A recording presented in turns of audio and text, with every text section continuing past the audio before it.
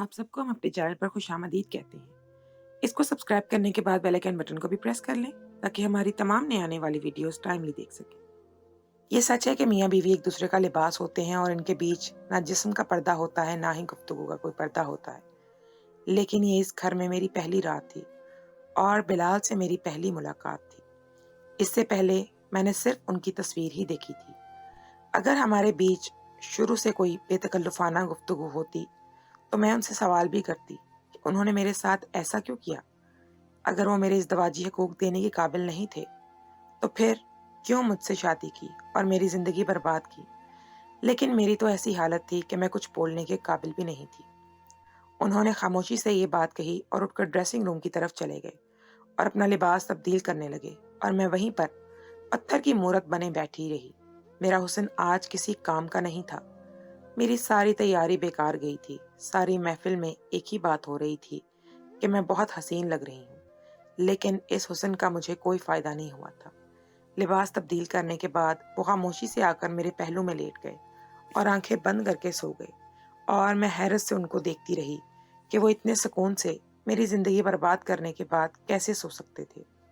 मेरी हालत तो ऐसी थी कि मेरा दिल कर रहा था कि मैं इनका गिरेबान पकड़कर इनसे सवाल करूं, लेकिन वो तो मुझे सवाल जवाब का मौका दिए बगैर ही सो चुके थे। और अब मैं सोच रही थी कि मेरे सामने तो सहरा का सफ़र था। मेरी सारी ज़िंदगी पड़ी हुई थी और अब इतनी सारी अपनी कश्तियाँ जलाकर मैं इस घर में आई थी और वापसी का मेरे लिए कोई रास्ता नहीं था। बचपन में ही मेरे वालिदैन की वफ़ात हो गई थी और मेरे परवरिश मेरे चचा और चची ने की थी और इनका रवैया शुरू से मेरे साथ बहुत बुरा था। मैं इनके लिए एक बोझ के सिवा कुछ नहीं। इनके घर में एक फालतू सामान की हैसियत से ही पड़ी थी मैं। इनके घर में बहुत तकलीफ तय वक्त देखने के बाद आज मेरी शादी हुई थी और मैंने सोचा था कि अब पलटकर इस घर में नहीं जाऊंगी जहां पर मुझे नौकरानी बनाकर रखा गया, और अब मैं अपने शौहर के घर में राज करूंगी और रानी बनकर रहूंगी। लेकिन यहाँ तो गंगा ही उल्टी बह रही थी। मजबूर होकर मैं भी उल्टी और उठी अपना लिबास तब्दील करके सोने की कोशिश करने लगी। कहते हैं नींद तो सूली पर भी आ जाती है, सो मुझे भी नींद आ ही गई थी। सुबह मेरे जागने से पहले बिलाल ऑफिस जा चुके थे। मैं दिन चढ़े जागी थी। मैंने उठकर पूरे घर का जायजा लिया। बहुत ही अच्छा घर था बिलाल का, और यहाँ पर एक बूढ़ा मुलाजिम भी था जो घर के काम करता आ रहा था अब तक। इतने खूबसूरत घर को देखते हुए मैं सोच में पड़ गई थी, मेरी जगह अगर कोई और लड़की होती तो कल वाले वाक़ये के बाद एक पल भी इस घर में नहीं रहती। और मेरा भी यही इरादा था कि मैं इस घर में नहीं रहूंगी। मैं सोच रही थी कि अगर मैं यहाँ नहीं रहूंगी तो फिर मुझे वापस इस जहन्नुम में जाना पड़ेगा। लेकिन अब इस ऐशो आराम और इस खूबसूरत घर ने मेरे पाँव जैसे बेड़ियों में जकड़ लिए थे। एक तरफ मेरी सारी जिंदगी थी और दूसरी तरफ ये ऐशो आराम थे। मैं सोच में पड़ गई थी कि मैं क्या फैसला करूं, क्योंकि अगर मैं इस घर से चली गई और मुझे दोबारा कोई रिश्ता मिला तो यकीनन वो अच्छा नहीं होगा। इस बार तो मेरे चचा और चची मुझे किसी बुड्ढे से ही ब्याह देंगे, या फिर मेरे लिए सिरे से ही कोई रिश्ता नहीं आएगा और मैं एक बार फिर से चचा और चची की दहलीज पर बैठ जाऊंगी और क्या पता वहीं पर मेरी जवानी गुजर जाए। मैं इन तमाम बातों को सोचते सोचते सारा दिन गुजार बैठी थी। बहुत सोचने के बाद मैंने बिलाल के साथ रहने का फैसला कर लिया था। एक तरफ यो ऐशो आराम की ये जिंदगी थी और दूसरी तरफ मैंने सोचा कि शायद उन्होंने ऐसे ही बात कही हो। क्या पता इन्हें कोई डिप्रेशन हो, या फिर हो सकता है कि इनका इलाज मुमकिन हो। आजकल तो हर चीज का इलाज आसानी से हो गया है, तो इनके इस नुक्स का इलाज क्यों नहीं हो सकता। मेडिकल साइंस बहुत एडवांस हो गई है। अगर वो अपना इलाज करवाने पर आ जाएं तो यकीनन एक सेहतमंद जिंदगी गुजार सकते हैं। लेकिन हर गुजरते दिन के साथ मुझे मायूसी होने लगी। वो मेरे साथ इतना बेतकल्लुफ नहीं हो रहे थे कि मैं खुलकर उनसे इलाज की बात कर सकूं। थोड़ा मैं इस मौजू पर बात करने की कोशिश करती तो वो कहते कि उन्हें नींद आ रही है। मेरी जहनी कैफियत अजीब होती जा रही थी, लेकिन मेरे अंदर अब ऐशो आराम की लालच आ चुकी थी और अब मैं इस घर से कहीं जाना चाहती नहीं थी। लेकिन दूसरी तरफ जज्बात का समंदर भी मेरे अंदर ठाठे मार रहा था। मैं जैसे एक दोराहे पर खड़ी थी। वक्त गुजरता गया और मेरे जज्बात में शिद्दत आती गई। मैं जो शुरू से शर्मो हया का पैकर थी, जिस तरह की बातों से दूर भागती थी, अब मेरे अंदर चिड़चिड़ापन आने लगा था। मैं जानबूझकर बिलाल के करीब जाने की कोशिश करती, बार बार इनके जज्बात को उभारने की कोशिश करती, लेकिन वो तो बिल्कुल ही बेजार से रहने लगे थे। ان کی توجہ صرف اپنے بزنس پر تھی اور وہ بزنس کے علاوہ تو جیسے کچھ سوچنا بھی نہیں چاہتے تھے۔ ایک دن تنگ آ کر میں نے ان سے کہا کہ اگر انہیں بیوی کی ضرورت نہیں تھی تو انہوں نے شادی ہی کیوں کی، کیوں میری زندگی برباد کی؟ تو میرے جواب میں انہوں نے کہا کہ تمہارے لیے راستے کھلے ہوئے ہیں، تم جب چاہو اس گھر کو چھوڑ کر جا سکتی ہو، مجھے کوئی مسئلہ نہیں ہوگا، میں پہلے بھی تنہا رہ رہا تھا اور آگے بھی رہ لوں گا۔ جہاں تک شادی کرنے یا نہ کرنے کی بات ہے تو میرے ماہر نفسیات نے مجھے کہا تھا کہ میں شادی کر لوں، اس سے میری زندگی میں بہت فرق آئے گا، لیکن مجھے نہیں لگتا کہ شادی کا مجھے کوئی فائدہ ہوا ہے۔ میرے اور تمہارے خیالات بالکل نہیں ملتے۔ تمہارے لیے دروازے کھلے ہیں، چاہو تو ساری زندگی اس گھر میں عیش و آرام کے ساتھ رہ سکتی ہو، اور اگر نہیں تو پھر جا سکتی ہو، کوئی زور زبردستی نہیں ہے۔ میں ان کی سوچ پر حیران تھی کہ انہوں نے صرف ایک ماہر نفسیات کے کہنے پر مجھ سے شادی کی اور میری زندگی برباد کر دی۔ لیکن اب میں واپس جاتی بھی تو کیسے؟ واپس جانے کا مطلب تھا پھر سے چاچی کی نوکریاں دینا اور ان کی باتیں سننا۔ میں نے اسی کو اپنا نصیب سمجھ کر قبول کر لیا تھا، اور میں نے بلال سے کہا کہ میں واپس نہیں جاؤں گی، میں ساری زندگی ان کے ساتھ ہی رہنا چاہتی ہوں۔ میری بات سن کر انہوں نے کسی قسم کی کوئی خوشی کا اظہار نہیں کیا تھا۔ کبھی کبھی تو مجھے لگتا تھا کہ وہ انسان نہیں، کوئی مجسمہ ہے جس کے اندر کسی قسم کے کوئی جذبات اور احساسات نہیں ہیں۔ میں نے ان کے ساتھ رہنے کی حامی تو بھر لی تھی، لیکن اب ہر گزرتے دن کے ساتھ میرے جذبات میں شدت آتی جا رہی تھی اور میرے اندر چڑچڑا پن بڑھتا جا رہا تھا، اور مجھے سمجھ نہیں آ رہا تھا کہ میں کہاں جاؤں۔ پھر ایک دن میں نے ایک ماہر نفسیات کو ٹیلی ویژن پر کہتے ہوئے سنا کہ بے شک جنسی تعلق انسان کی زندگی میں صرف 25% رول ادا کرتا ہے، لیکن اگر یہ 25% مکمل طریقے سے انسان کو نہ ملے تو باقی 75% زندگی اس کی 25% کے نہ ملنے سے متاثر ہو جاتی ہے۔ میں سمجھ گئی تھی کہ یہ 25% مجھے نہیں مل رہا تھا، جس کی وجہ سے میری باقی کی زندگی بھی خراب ہوتی جا رہی تھی۔ مجھے اپنی زندگی کا یہ 25% حصہ حاصل کرنا تھا، لیکن شوہر سے تو یہ سب ملنے کی امید نہیں تھی، اور گناہ کے راستے پر میں چلنا نہیں چاہتی تھی۔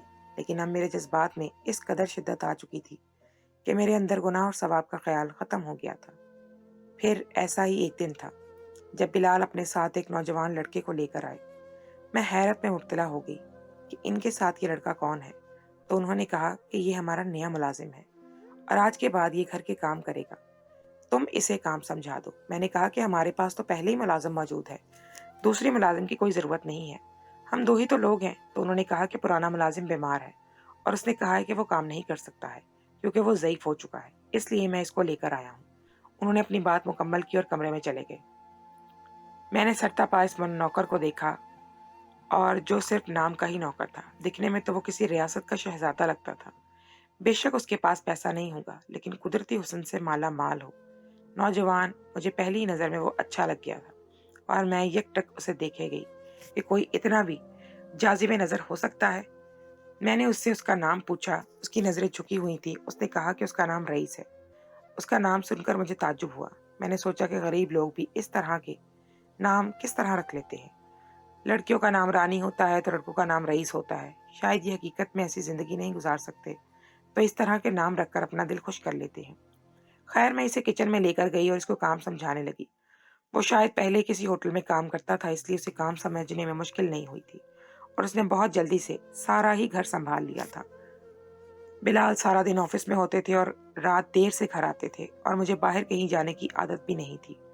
گھر میں ہی زیادہ تر وقت میں گزارتی تھی، کیونکہ باہر جانے اور لوگوں سے ملنے کا مطلب تھا کہ ان کے سوالات کا سامنا کرنا، جو کہ میں کرنا نہیں چاہتی تھی۔ بس کبھی کبھار چچا جی کے گھر چلی جاتی تھی، وہ بھی اپنی دولت کا روب جھاڑنے کے لیے، کیونکہ جتنا ان لوگوں نے مجھے ستایا تھا، میرا تو دل کر رہا تھا کہ میں ان کو بتاؤں کہ میرے نصیب میں کس طرف سے کھل گئے ہیں، لیکن حقیقت میں ایسا کچھ نہیں تھا۔ حقیقت یہی تھی کہ میری قسمت خراب تھی۔ میری قسمت میں نہ محبت تھی، نہ ہی کوئی جذباتی تسکین تھی۔ ہر عورت کی طرح مجھے بھی یہ تسکین چاہیے تھی، اور اس کمی نے مجھے اندر سے کھوکھلا کر دیا تھا۔ میرا بھی دل کرتا تھا کہ کوئی مجھ سے پیار محبت کی باتیں کرے، کوئی ہو جو میرا ہاتھ اپنے ہاتھوں میں لے کر مجھ سے کہے کہ سعدیہ تم بہت خوبصورت ہو، کوئی ہو جو میرے لیے محبت کے جذبات بھرے تسکین کا باعث ہو۔ اور اس طرح کی امید ہر لڑکی اپنے شوہر سے لگاتی ہے، اور جب وہاں سے یہ سب چیزیں اسے نہیں ملتی تو وہ ارد گرد دیکھنا شروع کر دیتی ہے، اور جہاں اسے محبت اور توجہ ملتی ہے وہاں سے وہ محبت لے لیتی ہے۔ پھر صحیح ایک معمول کا دن تھا جب میں چچا کے گھر جانے کے لیے تیار ہوئی اور سیڑھیوں سے نیچے اتر کر آ رہی تھی کہ میرا پاؤں پھسل گیا اور اسی وقت رئیس میرے سامنے آ گیا اور اس نے مجھے گرنے سے بچا لیا اور مجھے تھام لیا۔ جیسے ہی اس نے مجھے پکڑ لیا تو میرے وجود میں جیسے کرنٹ سا لگ گیا تھا۔ میری 25 سالہ زندگی میں یہ پہلا لمحہ تھا جب کسی مردانہ ہاتھ نے میرے وجود کو تھاما تھا۔ اس کی گرفت اس قدر مضبوط تھی کہ میں گرنے سے تو بچ گئی تھی، لیکن حیرت سے اسے دیکھتی رہی۔ تھوڑی دیر میں ہی اسے ہوش آیا اور اس نے ایک دم سے مجھے سیدھا کر کے چھوڑ دیا اور میں بھی سنبھل گئی۔ لیکن اس واقعے کے بعد مجھے رات کو نیند نہیں آئی اور میں پہلو بدلتی رہی اور بار بار اس کے مضبوط حصار کا مجھے یاد آ رہا تھا، اور اس واقعے نے جیسے میرے اندر جذبات بھڑکا دیے تھے، اور میں رات دن رئیس کے متعلق سوچنے لگی تھی کہ دل کے ہاتھوں مجبور ہو کر میں آدھی رات کو اس کے کمرے میں چلی گئی تو دیکھا کہ وہ سجدے میں ہے، اور اس کا سجدہ اس قدر طویل تھا کہ وہاں کھڑے ہو کر میرے پاؤں شل ہو گئے تھے، لیکن اس نے سجدے سے سر نہیں اٹھایا تھا۔ میں مجبور ہو کر واپس آ گئی۔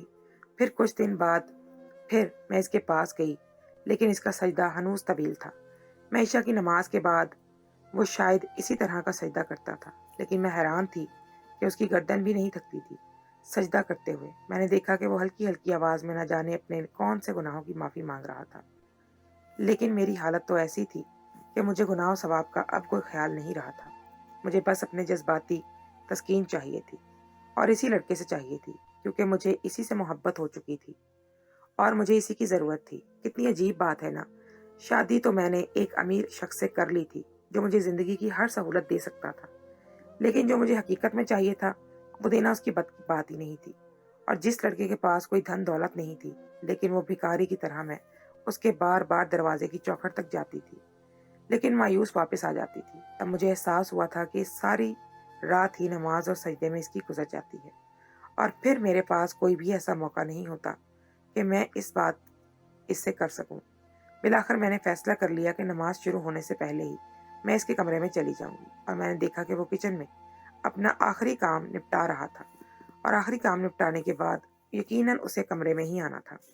تو میں نے کمرے میں چھپنے کا سوچا، اور پھر مجھے واش روم نظر آیا اور میں اس کے واش روم میں چھپ گئی۔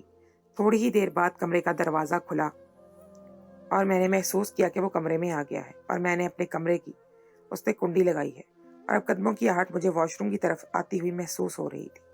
میرا دل تیزی سے دھڑک رہا تھا، اور میں نے سنا کہ دن کے وقت انسان کے جذبات ٹھنڈے پڑ جاتے ہیں، اور رات ایسا وقت ہوتا ہے جس میں انسان کے جذبات میں ابھار آ جاتا ہے۔ میں جاتی تو دن کے وقت بھی یہ کام کر سکتی تھی، لیکن تب شاید صحیح وقت نہیں ہوتا، اس لیے میں نے اس کام کے لیے رات کا انتخاب کیا، کیونکہ میں بھی جوان خون تھا اور میں اسے دعوت گناہ دینا چاہتی تھی، لیکن عین وقت تھا ممکن کہ وہ میری دعوت قبول کر لے، کیونکہ اس کی عمر بھی ایسی ہی تھی اور میری بھی بہت حسین تھی۔ میرے حسن کے جلووں سے بچنا اس کے لیے ناممکن ہو جاتا۔ جیسے ہی وہ وضو کرنے کے لیے واش روم میں آیا اور میں دروازے کے پیچھے چھپ گئی، میں نے دیکھا کہ وہ پانی کے چھینٹے اپنے منہ پر مار کر وضو کر رہا ہے۔ میں نے وہیں سے اس کے پیچھے چلی گئی اور اس کی پشت میں کھڑی ہو کر اس سے لپٹ گئی، تو اس کو جھٹکا سا لگا، اس نے حیرت سے سامنے آئینے میں دیکھا، اور آئینے میں ہی اسے مجھے اپنا پیچھے وجود نظر آیا میرا، تو اس نے ایک دم سے مجھے اپنے آپ سے الگ کیا اور میرا ہاتھ کھینچ کر مجھے واش روم سے باہر نکالا اور حیرت سے میری طرف دیکھتا رہا۔ میں 2 قدم آگے بڑھی اور ایک بار پھر اس کے قریب جانے لگی تو اس نے ہاتھ کے اشارے سے مجھے روک دیا۔ میں اپنے آپ پر قابو نہ رکھ سکی اور اسے کہا کہ میں اس کی قربت کے لیے تڑپ رہی ہوں۔ میری بات سن کر وہ سوچ میں پڑ گیا، اور پھر اس نے مجھے ایک ایسی بات بتائی جس کو سننے کے بعد میرے 14 طبق روشن ہو گئے۔ میں اس کی بات سننے کے بعد کسی زندہ لاش کی مانند کمرے میں آ گئی تھی، اور میں نے حیرت سے سوئے ہوئے اپنے شوہر کی طرف دیکھا۔ میں حیران تھی کہ یہ شخص کس قدر شاطر ہے۔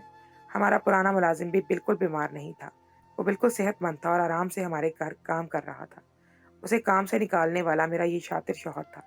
یہ صرف بہانہ تھا رئیس کو اس گھر میں لانے کا، اور رئیس کو اس گھر میں لانے کا بھی میرے شوہر کا ایک مقصد تھا جو میری سمجھ میں نہیں آ رہا تھا، لیکن اب سارا کھیل مجھے سمجھ آ گیا تھا اور مجھے اپنے کیے پر افسوس ہو رہا تھا۔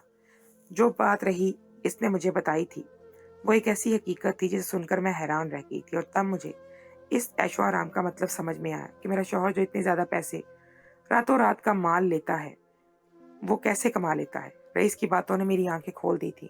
وہ نہ جانے کتنی دیر تک مجھے سچائی بتاتا رہا اور میں سنتی رہی، اور مجھے اپنے آپ سے نظریں ملانے کی ہمت نہیں ہو رہی تھی۔ رئیس نے بتایا کہ میرا شوہر اس سے ایک معاہدہ کر کے اسے گھر میں لایا تھا۔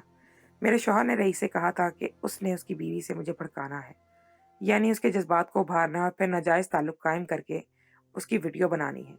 رئیس نے کہا کہ وہ بہت ضرورت مند تھا، اس کے ماں باپ دونوں بیمار تھے اور اس کی ماں کا جگر کا مسئلہ تھا اور جگر کے ٹرانسپلانٹ کے لیے تقریباً 1 کروڑ روپے کی رقم رئیس کو چاہیے تھی، اور بلال نے کہا کہ وہ یہ رقم کچھ عرصے کے بعد اسے دے دے گا، بس اسے یہ کرنا ہوگا کہ مجھے اپنی محبت کے جال میں پھنسا کر مجھ سے ناجائز تعلق قائم کر کے روزانہ نازیبا ویڈیوز اس کی اور اپنی ایک ساتھ بنا کر بلال کو دے گا، اور بلال انہی ویڈیوز کو بھاری قیمت میں باہر کے ملک میں ویب سائٹ پر فروخت کرتا ہے اور راتوں رات کروڑوں روپے کما لیتا ہے۔ رئیس نے بتایا کہ بلال کا سارا بزنس ہی یہی ہے، وہ خوبصورت اور مجبور لڑکیوں کا کچھ عرصے کے لیے اپنی بیوی بنا کر اس گھر میں لاتا ہے اور پھر میری ہی طرح کا خوبصورت نوجوان نوکر لے کے آتا ہے اور اس طرح کے کام کروا کر اپنا بزنس وسیع کرتا جاتا ہے، اور اب تک وہ نہ جانے کتنی لڑکیوں کی زندگی برباد کر چکا ہے۔ رئیس نے بتایا کہ وہ بہت مجبور تھا یہ کام کرنے کے لیے، اور کئی بار اس نے اپنے آپ کو یہ کام کرنے سے روکا۔ رئیس نے کہا کہ بلال نے اس سے کہا کہ میری بیوی خود کو مجبور ہو کر تمہارے پاس آئے گی، اور میں نے سوچا کہ آپ ایسا نہیں کر سکتی، کیونکہ جب پہلی بار میں نے آپ کو دیکھا تھا تو آپ مجھے بہت اچھی لگی تھی اور مجھے لگا کہ آپ ایسی لڑکی نہیں ہیں، لیکن جب میں نے محسوس کیا کہ آپ نماز کے دوران میرے عقب میں آ کر کھڑی ہو گئی ہیں تو میں سمجھ گیا کہ آپ کے شوہر کی بات درست تھی۔ آپ کے شوہر نے شاید اس نہج تک آپ کو پہنچا دیا تھا جذباتی طور پر کہ آپ یہ سب کرنے پر مجبور ہو گئی، کیونکہ آپ کے شوہر کو اندازہ تھا کہ آپ اس طرح کی لڑکی نہیں ہیں، گھر سے باہر نہیں جاتی ہیں، نہ ہی تو گھر سے باہر کوئی تعلق بنائیں۔ اسی لیے آپ کے شوہر نے میرا انتخاب کیا اس کام کے لیے، تاکہ گھر کا کام گھر میں ہو جائے۔ آپ کو دیکھ کر میں اپنے سجدے طویل کر دیا کرتا تھا تاکہ آپ تھک ہار کر یہاں سے چلی جائے۔ میں سجدوں میں ہی روتا رہتا تھا اور اللہ سے دعا کرتا تھا کہ اے اللہ مجھے اس کام سے بچا لے اور آپ کو بھی اس گناہ سے بچا لے۔ آپ کی جگہ کوئی اور لڑکی ہوتی تو اور بات تھی، لیکن آپ کو دیکھ کر ہی مجھے اندازہ ہوا تھا کہ آپ ایسی لڑکی نہیں ہیں۔ حالات نے آپ کو مجبور کر دیا ہے یہ سب کرنے پر۔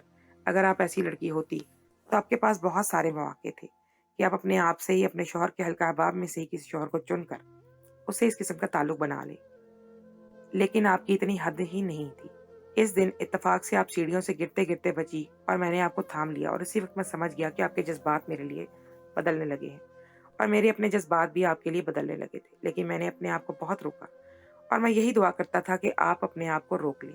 پھر میں نے سوچا کہ میری والدہ کی زندگی اللہ تعالیٰ نے لکھی ہے تو ان کو زندگی ضرور ملے گی، اور اگر ان کی زندگی نہیں لکھی تو پھر اس گناہ سے بہتر ہے کہ گناہ کے پیسوں سے میں ان کا علاج کروانے کے بجائے ان کو اللہ کے سپرد کر دوں۔